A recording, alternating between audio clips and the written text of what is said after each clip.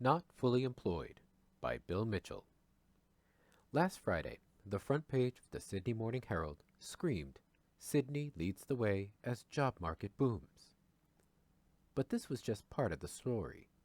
While Sydney's unemployment rate fell to 4.3% in December, and Parramatta had the lowest unemployment rate in the country at 1.9%, the ABS data shows the prosperity gap with our outer suburbs and regional areas has widened.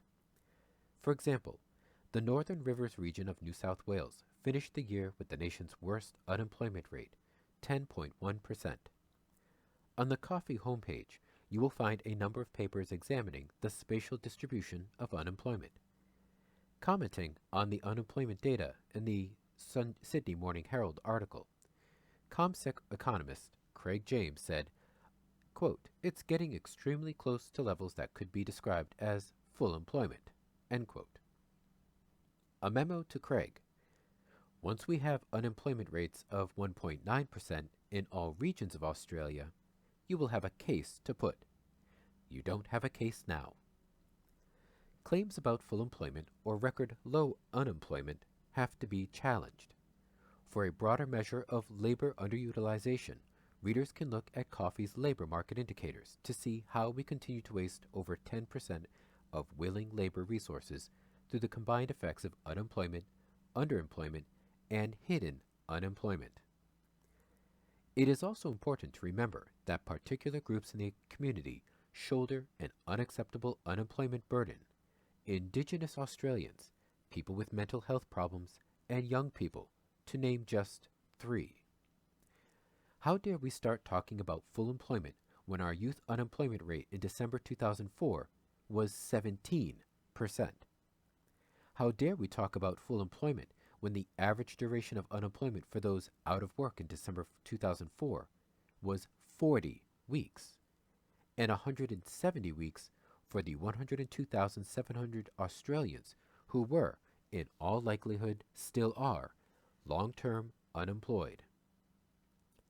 If commentators want to offer an informed perspective on how today's unemployment rate compares to rates in years gone by, they must also consider the dramatic and continuing growth in the Disability Support Pension, DSP.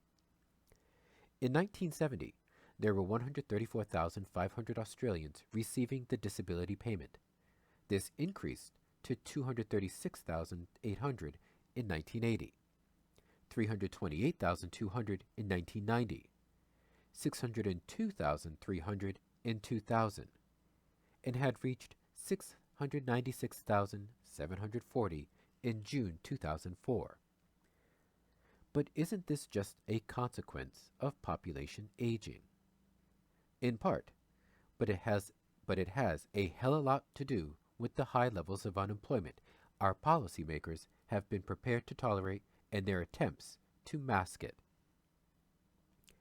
In a 2003 paper in the Journal of Australian Political Economy, George Argyros and Megan Neal found that employment conditions in regional labor markets have had a major influence on disability pension recipients' rates after controlling for the different age and health profiles of each region.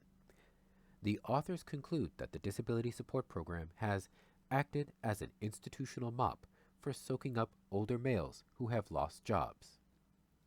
Their analysis suggests, quote, job loss is the initiating factor that leads to a rise in the pension recipient rate. It is the labor market that is disabled and needs government attention and not just the individuals on DSP, end quote. Craig James should read the paper. Last Friday, the front page of the Sydney Morning Herald screamed,